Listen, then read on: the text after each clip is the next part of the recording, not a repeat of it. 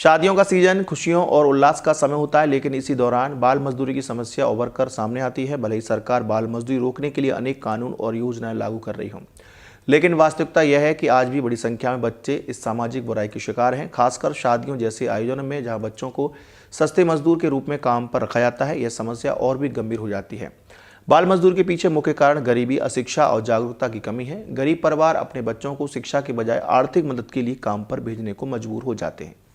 शादियों में भारी मांग के चलते कई लोग बच्चों को वेटर, सफाई कर्मी या अन्य कामों के लिए काम पर रखते हैं। इन बच्चों का बचपन खेलने और सीखने के बीतने के बजाय कठिन परिश्रम में खत्म हो जाता है। सरकार ने बाल श्रम निषेध अधिनियम, शिक्षा अधिनियम आदि बनाए हैं, लेकिन इनके प्रभावी क्रियान्वयन नहीं दिखते।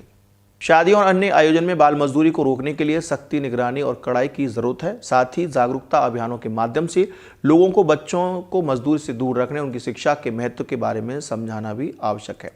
जब समाज और सरकार मिलकर दिशा में प्रयास करेंगे, तभी इस समस्या का स्थायी समाधान संभव हो सकेगा। क्या नाम है तुम्हारा? योगेश। कहाँ के रहने वाले हो? मथुरा। किसके साथ काम पे आए हो इसमें कृष्णा गार्डन में?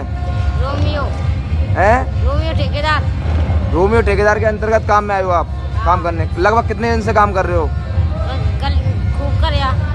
खूब कर। कितने रुपए देते हैं तुम्हें इस काम के? 500 रुपये। अच्छा, जो आपके ठेकेदार हैं? हाँ। उम्र कितनी है तुम्हारी?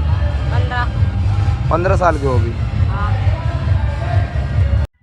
बाल मजदूरी को रोकने के लिए सरकार द्वारा कई प्रकार के प्रयास किए जाते हैं, जागरूकता अभियान निकाले जाते हैं। इसके साथ ही कई बार कार्रवाई भी की जाती है, लेकिन इसके बावजूद भी बाल मजदूरी का दूसरा रूप ये है कि जिस तरह से देश में लगातार गरीबी बढ़ रही है, उसके अनुसार बाल मजदूरी भी धीरे धीरे बढ़ रही है।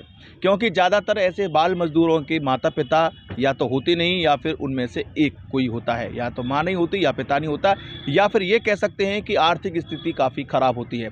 ऐसे में माता पिता के पास सिर्फ यही चारा बचता है कि बढ़ती हुई महंगाई और बढ़ती हुई गरीबी को रोकने के लिए वो लोग बाल मजदूरी का सहारा लेते हैं। यही कारण है कि आज बाल मजदूरी बढ़ती जा रही है। आपको बताते चलें कि भले ही विभाग द्वारा कितनी भी कार्रवाई की जाए, लेकिन जिस तरह से हमारे समाज में गरीबी बढ़ रही है और स्तर जो लगातार जीवन जीने का स्तर घट रहा है, उसको लेकर के भी समाज सेवियों को, सरकार को उचित कदम उठाने चाहिए। ऐसी प्लानिंग करनी चाहिए जिससे कि बच्चों में जो ये बाल मजदूरी की भावना है वो ना पनपे और आर्थिक स्थिति उनकी ऊपर हो सके और उनके परिवार को भी कुछ आर्थिक सहायता मिल सके। केवल कार्रवाइयाँ होने से भी कभी कभी ये हो जाता है कि जो एक मात्र बच्चा अपने घर का लालन पालन करता है, या वृद्ध माता पिता या जो बीमार होते हैं उनकी सेवा करता है, वो भी पूरी तरह से नहीं हो पाती। ऐसे में बच्चे अपराध की ओर बढ़ जाते हैं। न्यूज़ के लिए अपने साथी दीपक गुप्ता के साथ रवि यादव।